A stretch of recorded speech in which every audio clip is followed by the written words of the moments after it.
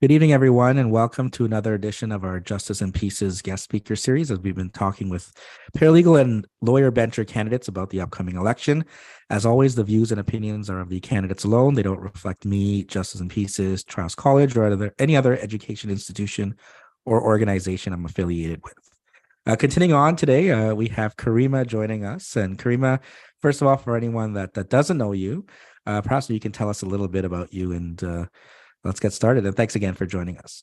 Thank you for having me. My name is Caryma, and I am a lawyer. I've been a lawyer since 2016. And I actually, after getting called to the bar, started my practice fairly recently after that. I do mostly housing and criminal law with a cannabis sort of niche intersecting between the two. And a huge part of my practice is also media. I frequently provide commentary either on my cases or developments in the law or other people's cases to the various broadcasters in Canada.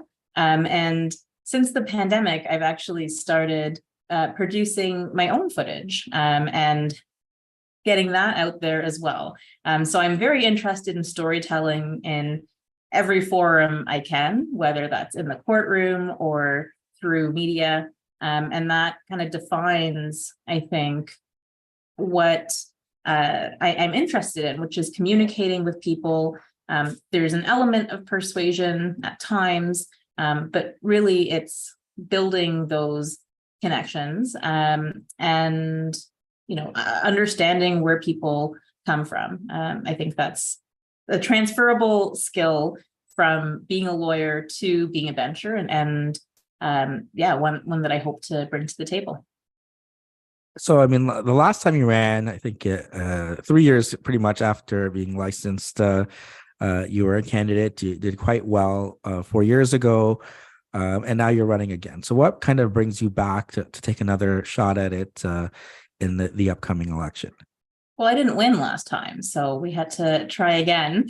But it was quite a different scene in 2019 compared to 2023. The biggest difference being, obviously now we have two groups of lawyers who are going up against each other. In 2019, you had one slate that had emerged, but because it was new and we were people weren't really sure what to make of it, didn't know what kind of support there was underlying it or not.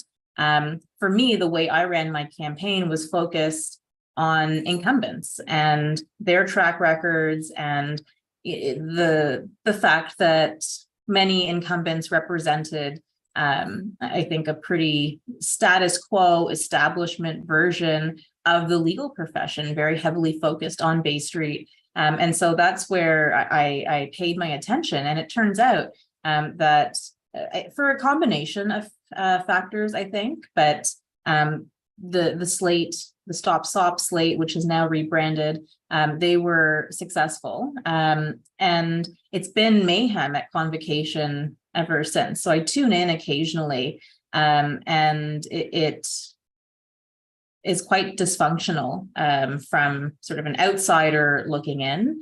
And it seems that in response to that, that's where we had this other coalition emerge. And so now it's two sides duking it out, which is really unusual, I think, for bencher elections, which have traditionally been independent candidates. And that's how I'm running this time. I'm an independent candidate.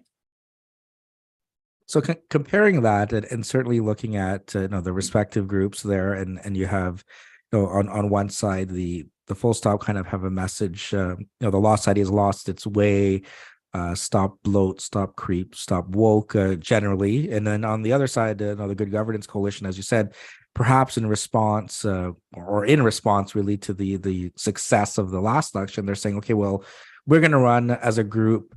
However, if we're elected, then we're going to disband, perhaps look at electoral reform, where we would do away with maybe having slates altogether, which it's like that Spider-Man meme where they're pointing at each other and saying, your slate's bad, but my slate's not. That how do you kind of make sense of this?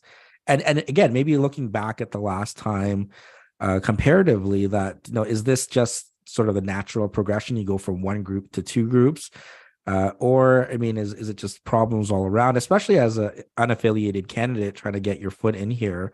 Do you find it's more of a different battle for you than it was 4 years ago? Absolutely. The landscape has changed quite dramatically. And I remember kind of immediately in the aftermath of the 2019 election, there was already talks about, well, the only way to counter this is with another slate. And I think the rationale there is because lawyers get so many votes, everyone gets to have 40 votes. And because there were so many candidates as well, we saw whether it's referred to as vote splitting or vote dilution, and then in contrast, a concentration of votes for those who specifically wanted the slate to get in. And all this in the backdrop of fairly low voter turnout. So the majority of people who actually bothered to turn up and vote didn't explicitly support the mandate of the slate. However, their votes were split among many more candidates, and so we got the results that we did. I understand that for the coalition's part, they are not running as a party in the sense that they plan to vote en bloc for issues that arise in convocation. Electoral reform is probably needed, although I query how rules would be set up to prevent candidates from, say, publishing a list or endorsing other candidates. Certainly, I remember endorsing candidates back in 2019. I think that's always been part of the Bencher campaign process.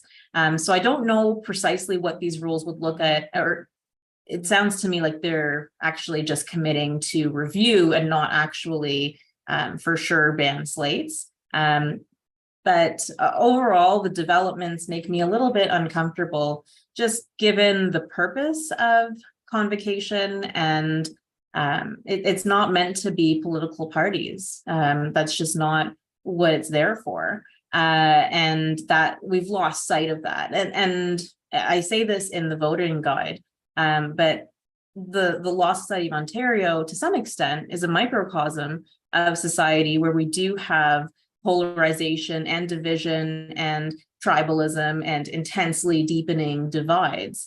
And so it's happening kind of in a broader scheme, and that's part of the freelance journalism work that I do, covering this type of political, well, I wouldn't say that we have extremism necessarily at the Law Society, but that's how it manifests on the ground in a slightly different context. But, if we're talking electoral reform, I think there are some very obvious changes that could be made to even out the playing field for independent candidates.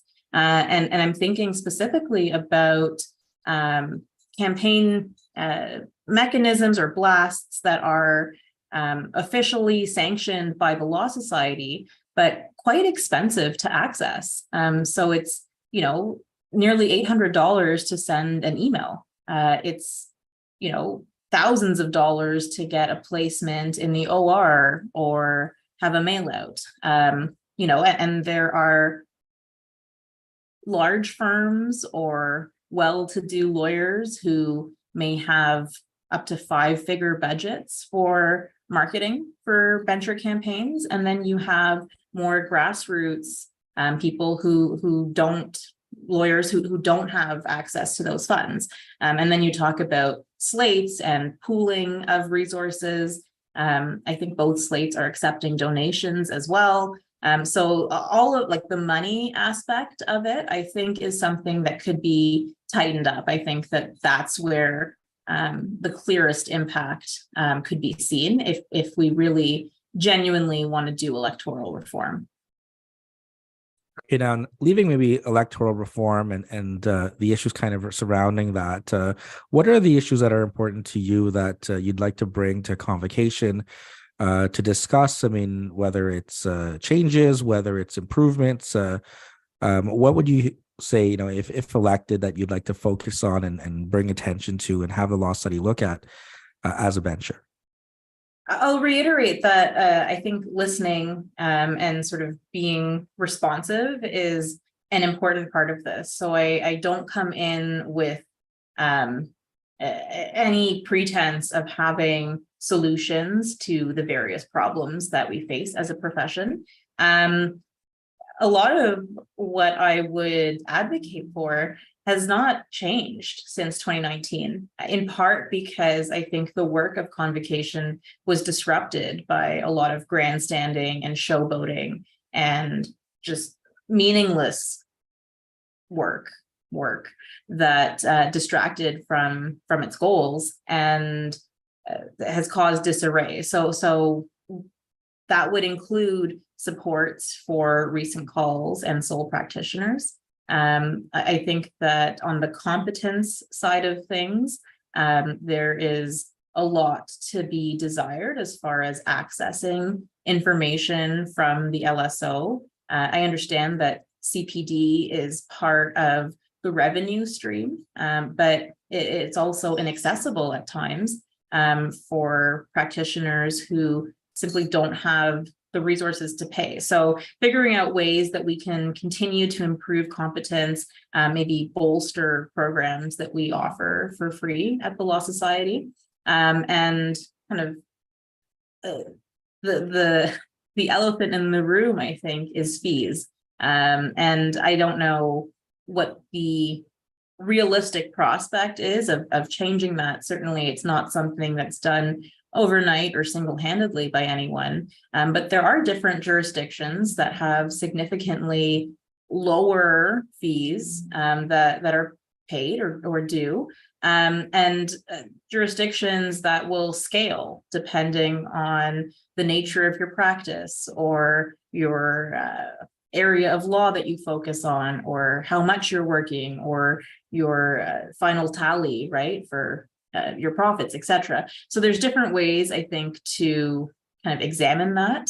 But overall, I would say the access to justice issue, the more that we can support lawyers in doing what they need to do, the better served the public will be, because I think right now there's a huge gap, but it shouldn't be. There's nearly, I think 60,000 lawyers in Ontario. And yet the percentage of people who are self-represented seems to continually increase. So bridging that, I think, needs to be a focus, and part of that involves supporting licensees.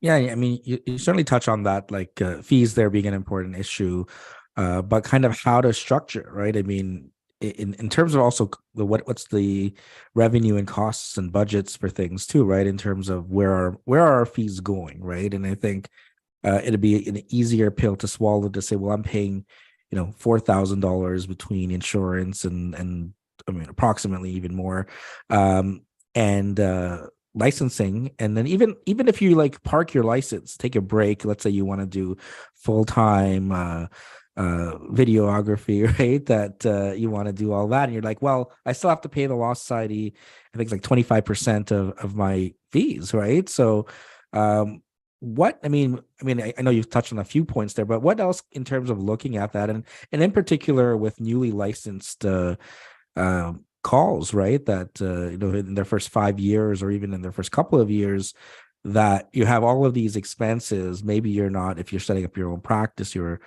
I think they've even changed that question, or there used to be a question of kind of what is your revenue. I think when they kind of scaled back the annual report, at least this past weekend there before it was due on Friday, right, that you weren't asked those questions. But I mean, do you see kind of a mix of things like that, of looking at fees, or do you see it something like, we need to cut fees by 5% or 10% across the board, and then accordingly we got to cut our budget 10% across the board, and that's the solution?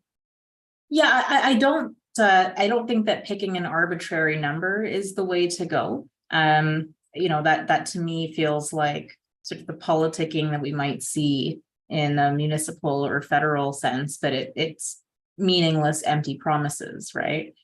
So I don't think that that's an effective way to go about it. If we are looking at the budget, and I think that there's aspects of the budget that are a bit opaque, that, you know, licensees don't really have access to that information. Certainly, we spend a lot of money on employees at the Law Society. And I think it's a point of honor that the Law Society is constantly ranked among the top employers, but correspondingly, what are we getting for those fees, right?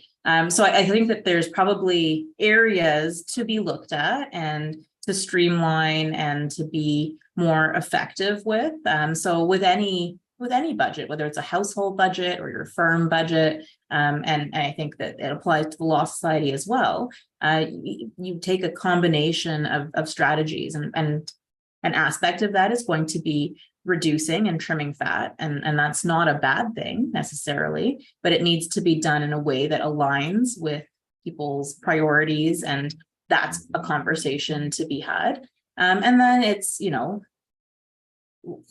how are we bringing money in and how much do we actually need? So that's the balancing aspect. I'm not a huge numbers person, but I like the discussions behind kind of what are we getting for this? Is there a different way to do it? Why are we doing it? And, you know, when we reach it may be that there's nothing that changes, because we're happy with everything the way it is.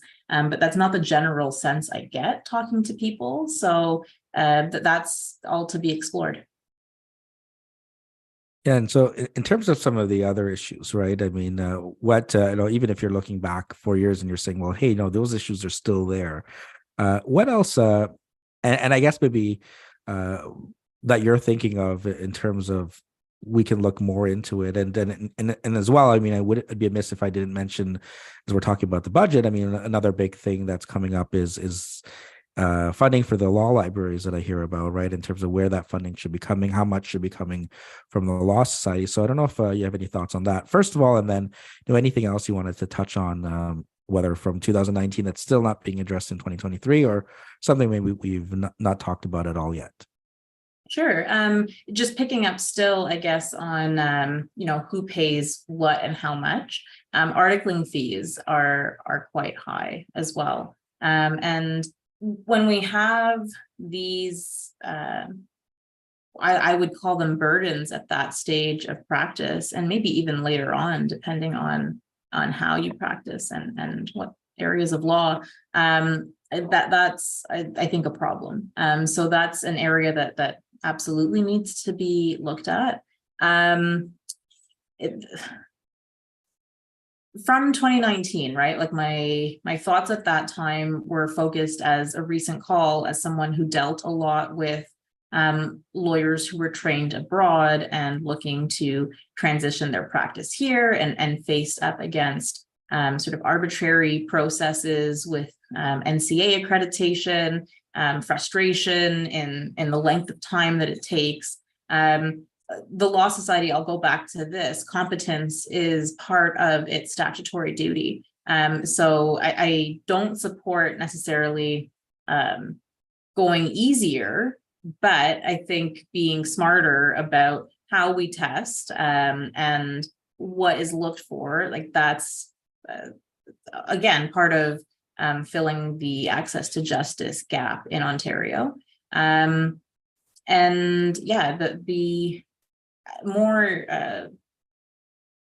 still on this competence train, because I think when you have people setting up their own practices as well, there's now resources that can be accessed, like sort of a video on demand kind of thing, which I believe is very helpful. But thinking about, okay, what other types of services do our members need or not need? So that's where my head is at, and being able to, I guess, listen again to what is top of mind for people. And addressing the work that just hasn't been done or has been obstructed. Yeah, and a good point there obviously is listening to see what the issues are as they come up over the next 4 years. And again, thinking given the structure that may happen, right? There may be one or both of the slates elected, and then hopefully some unaffiliated candidates as well.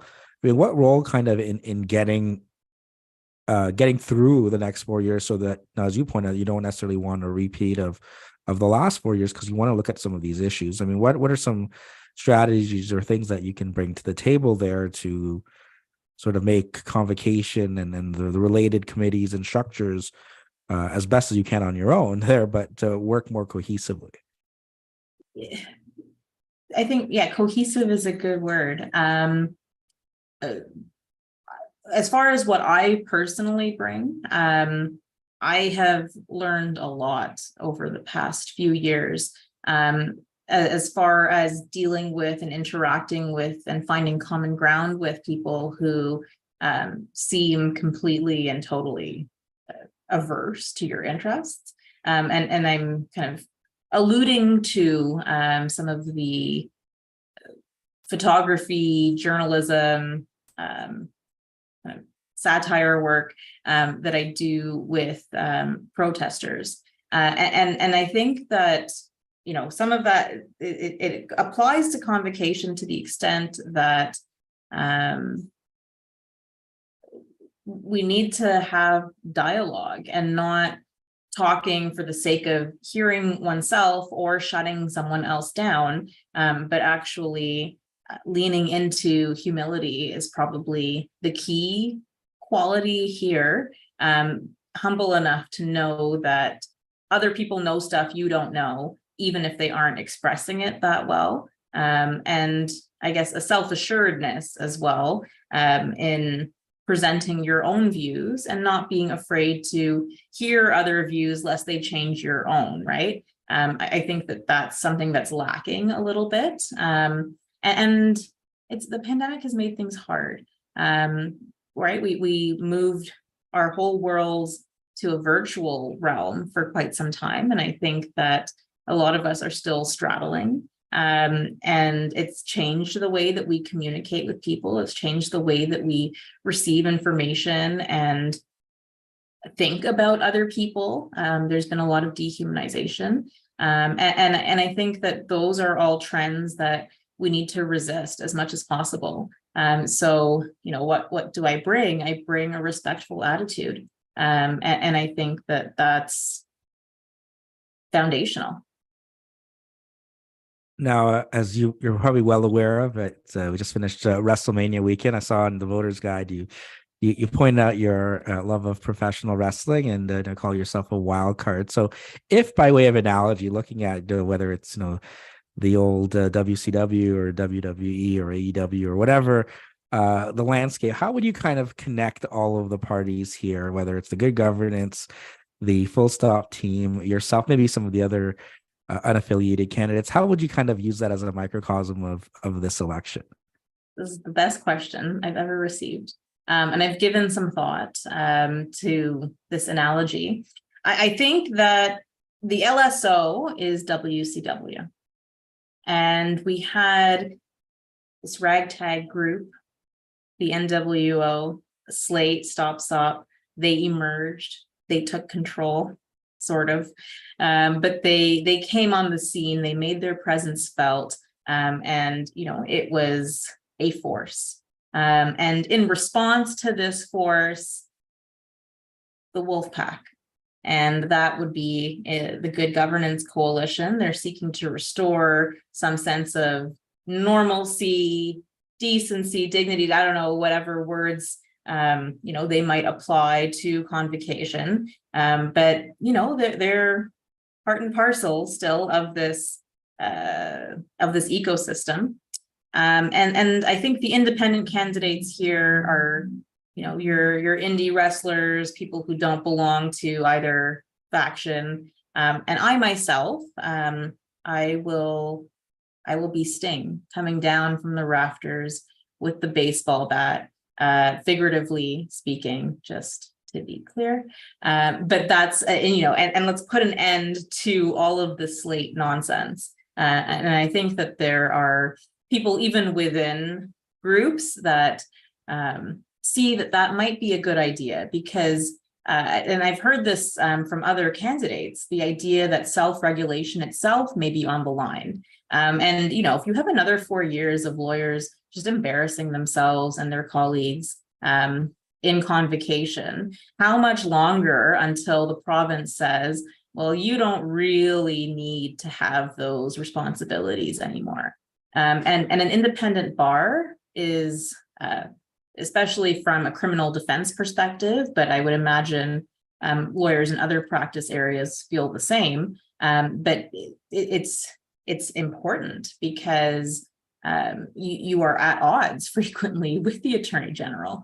So to have them be the new head honcho, that it does a disservice, and I think it weakens our institutions. So whatever the outcome of this election, I want people to behave themselves going forward.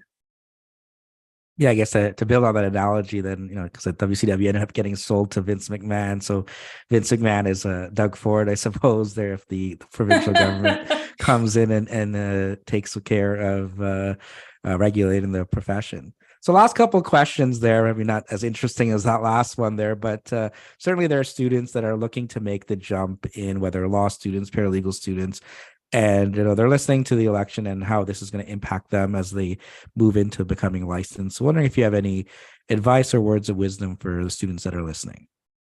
Well, I think the best advice that I got at the outset of my career was fake it till you make it. And I didn't quite understand what was meant when it was said, and it took a lot of time to sink in. But the idea that this is a practice because we are constantly practicing and we are learning, and you have to be patient and gentle with yourself and allow yourself to make mistakes and hopefully not repeat them, but learn from them. I would say that it's in failure that you can draw the most valuable lessons, if you have the courage to confront and debrief and figure out where things went wrong. But as far as presenting your outward face, fake it till you make it, because everyone is a little bit insecure on the inside. And that confidence, if you are able to project it, and that, doesn't need to be done in an arrogant way. It doesn't need to be done in a way that compromises